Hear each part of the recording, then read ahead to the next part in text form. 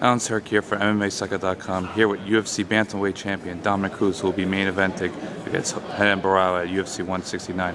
Obviously, Renan Barao has risen up the ranks, but he fought, Uriah Faber, your old pal. Were you surprised by the fight?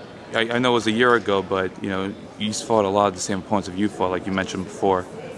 Yeah, he fought a lot of the same guys that I fought, and when you see that, when you see him fight the same people I fought, you watch how he attacks them. If he goes to the same game plan I went for when I fought these guys, how he switches it up and how he beats them.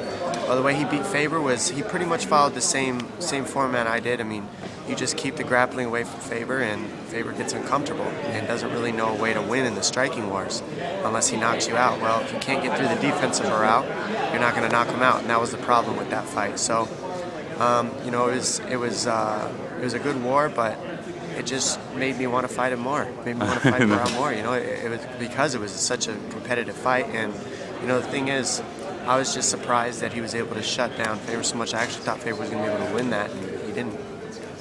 What do you think? Barao is 95% takedown defense. Is that stat leap out to you, or is it stat where you just say, I could take him down for sure? He's got great takedown defense, but he controls it with range of his striking. That's what's key. He has great hips, and you could tell he's a strong guy. So obviously his takedown defense is there. Obviously he's good at it.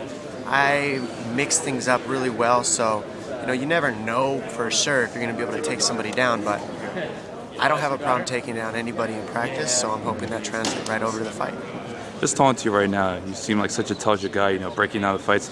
Now you're an analyst on Fox. How has that been so far? It's been great. It's been a learning experience, maturing experience, really. It's actually helped me mature as a person because I'm breaking down the guys that I'm going to be fighting, so I had to really be less emotion-driven in the breakdowns of those fights where I could be fighting those guys potentially, even when they're fighting for the belt that I should have. I'm out hurt. So there was a lot of emotion in that. It forced me to really learn how to look from things from an outside perspective. So I learned a lot from it, but at the same time I love doing it.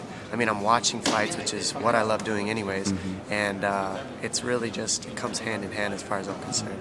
Who's your favorite to work with? I know you don't want to be too biased, but who's one guy you see in the studio like, I can't wait to talk with him? I like working with all the guys. I've had a great time, but anytime I can work with Glazer or Florian or John Anik, those are basically the guys that run the show, like the main guys up the front.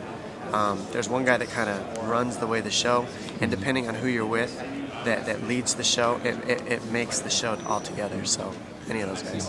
Last question. Obviously, big fight in your division. Michael McDonald versus Uriah Faber happening in December. They could be the next challenger for the bantamweight title. Do you have a pick for that fight yet, or you want to break it down a little bit?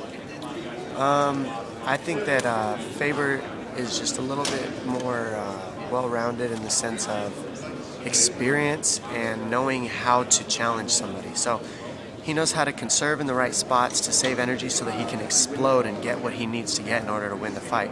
I see his takedowns. I mean, if you look at McDonald's fight, he has a tough time defending any takedowns. He counts on his jiu-jitsu to either stand up or to get the submission in the finish. But if you look at the past of Faber's fights, he's very hard to submit. Nobody really has even come close to submitting him on the ground, whether you're a black belt or not. So I think if McDonald uses his guard to stand up to his feet, he can make it a much more competitive fight with Faber. But if he closes his guard after Faber takes him down and tries to use his jiu-jitsu to get a submission, he's going to get elbowed to death, and I think it's going to be a rough matchup for him. So I give the edge to Faber, but if McDonald can use his guard to stand up and stay striking with Faber, I think McDonald can pull it off. Nice. Thank you for your time, Dominic.